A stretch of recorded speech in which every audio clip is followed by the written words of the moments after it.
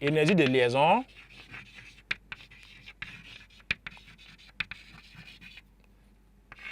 donc pour l'énergie de liaison, EL est égal à delta MC carré.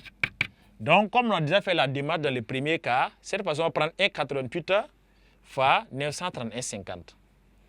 1,88 U fois C carré. Donc 1,88. Le U ça fait 931,5 MC carré. Le tout fois C carré.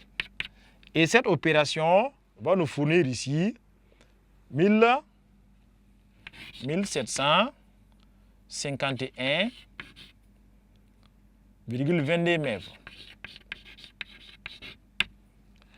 Nous passons maintenant à l'énergie de liaison par nucléon.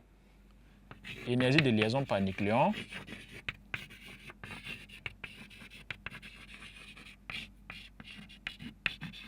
Énergie de liaison par nucléon.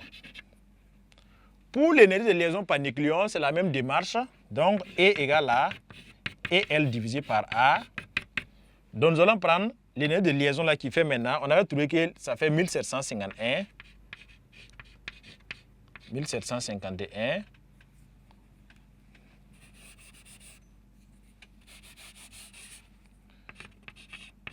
Virgule 22. Donc, que nous allons diviser par nombre de nucléons, ça fait 238. Et le calcul ici va nous donner 7,36 MeV carré.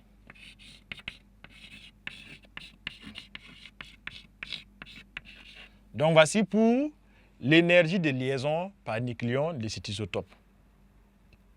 Et pour répondre à la dernière question, question 3.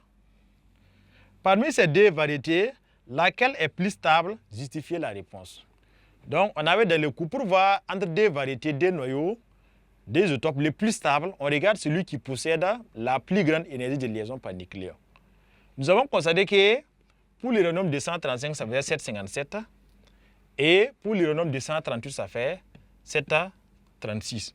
Donc, le plus élevé, c'est le noyau le plus stable. Ici, on constate que 7,57 est plus grand que 7,36. Donc, le noyau 235 là est plus stable. Donc, le noyau le plus stable,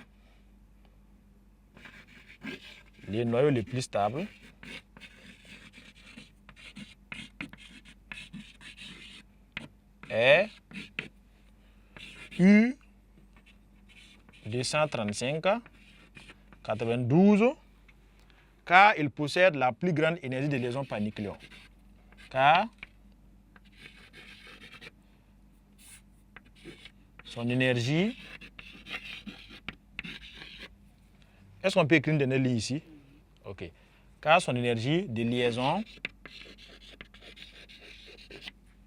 par nucléon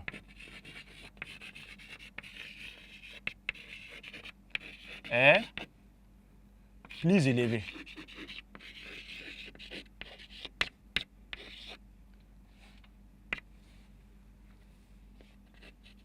Voilà.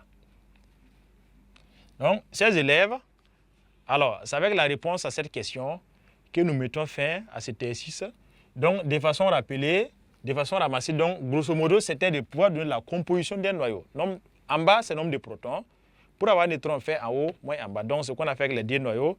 Les calculs de défaut de masse, on l'a appliqué avec l'uranium 235. Donc, on appliquait exactement la formule. Mais pour l'énergie de liaison, c'est delta M fois C carré. Il convient de remplacer le U par 931,50 MeV carré pour que les C carré simplifient afin de retrouver l'énergie de liaison directement à MeV. Et pour l'énergie de liaison par nucléon, là, il faut juste prendre l'énergie de liaison qu'on a eue et multiplier par et diviser par le nombre de nucléons qui est A. Donc, on l'a répété aussi pour l'uranium 238 et à la fin, on a essayé de voir le plus stable des deux. On a constaté que l'uranium 235 avait la plus grande énergie de liaison par nucléon qui fait 7,57 contre 7,36 pour l'uranium 238. Donc, on peut déduire qu'il est le noyau le plus stable.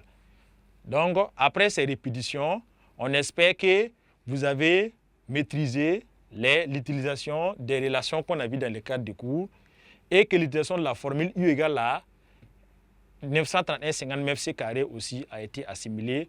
Nous espérons que vous allez continuer à vous exercer pour vous améliorer davantage par la science. On s'améliore par les exercices, par la pratique. Nous vous remercions et à la prochaine.